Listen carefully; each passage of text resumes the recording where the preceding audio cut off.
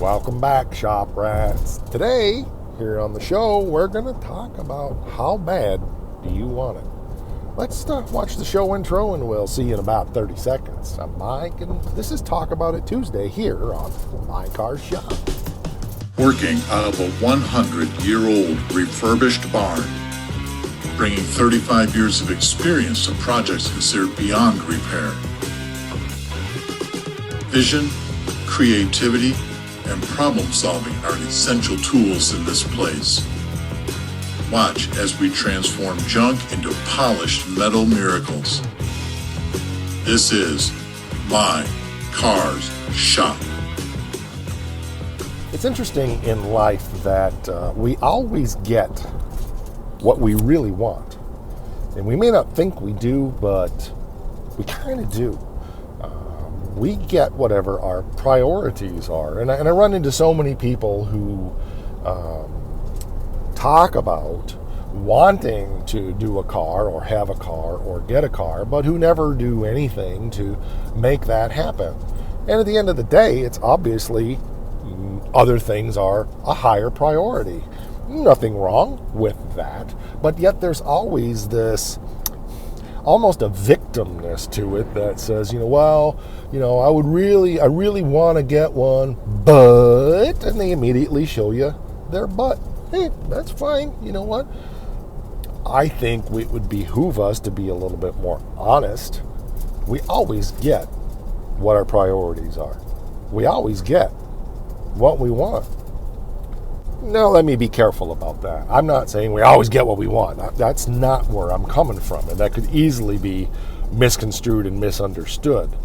But my point being is that when something really is a priority for us, we pretty much find a way to make that happen. And that's all of us. Everybody in life does that. If you really, really, really want a new TV, you'll find a way to make that happen. If you really, really want a new car, you'll find a way to make that happen. And if you really, really want a classic car or a muscle car or a hot rod, you'll find a way to make that happen. And I think that's important for us to understand is we're all that way. It's good to ask ourselves these questions. How bad do I really want this? Now I'll use the Stitches Challenger as an example. I have wanted an e-body for as long as I can remember. I wanted a Cooter, not a Chally, but either one was fine in my book. I've always been a little bit more partial to the Cooter than to the Chally, and I'm purposely saying those words just to make people's heads explode. We talked about that just recently on another episode. I've always wanted an e-body. My dream e-body would have been, I wanted a 1970 Plymouth Barracuda Cuda Hemi convertible. Who doesn't? If you had $500,000 laying around you didn't know what to do with it, and it would have to be a 4-speed, obviously. If you had $500,000 or more laying around you didn't know what to do with, well, reality sets in, and that's not going to happen because there are other things that are a higher priority for me. However, I really, really wanted an e-body. Now, I wasn't out particularly searching for an e-body, but I was asking around and posing questions here and there and just kind of open to the possibility for close to 20 years when I ran across Stitches. Now, that project is a little more than most people would tackle. I know that. But I wanted it. I wanted an e-body. And I found a way to make that happen in a budget that I could afford with skills that I have and could make that project become a reality. It was a junkyard car, came out of a pile. My buddy got it. I bought it from him for what he paid for it. I got it for $300. Those things are out there, and you can attract them to yourself if you're open and not making excuses. Because at the end of the day, you do get what you want. Issue is, how bad do you want it? Now, I wanted it pretty bad.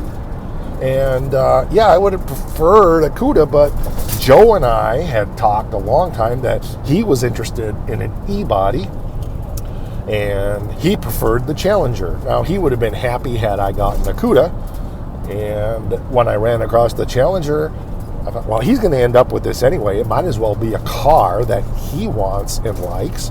He wants a Challenger. Let's do a Challenger.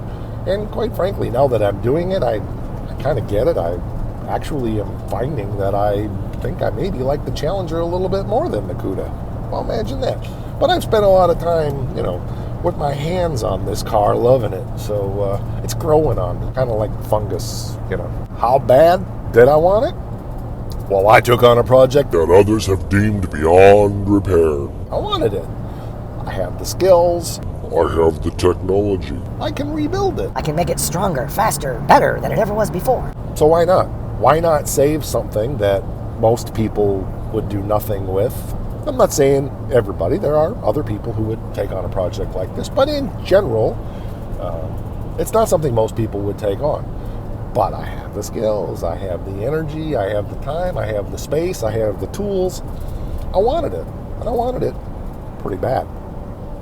So I think that, it's worth asking yourself the question, how bad do I really want it? Am I willing to spend what it's going to take? And that's not necessarily money. Energy, time, resources, eating up space in your building or eating up space in your yard, grief from your family, whatever it is, how bad do you want it? Kind of been thinking about that with a lot of things in life, not just the car projects. I've thought about that with the channel. I mean, it applies to everything. How bad do you want it? That's my thoughts today. Drop your comments down there in the discussion area and let me know your thoughts. What's been your experiences? How did you end up acquiring the projects you have? Or what are the excuses you're making for not going after that project when you could? Or do you realize that, wow, I hadn't thought of it in those terms, and you're right, it's not a top priority for me. It would be nice someday if the planets aligned and these things happened, and then it would be a priority. Be honest with yourself about that. That's going to do it. We're over on the face thing. Instant Grandma. Oh, she loves us. She just adores us. She gives us cookies. /My Car Shop. We're here on the U thing, obviously, because you're watching. Subscribe, hit that bell. All the magic stuff that has to happen here. And one more thing. Don't forget. It's really important. Rock!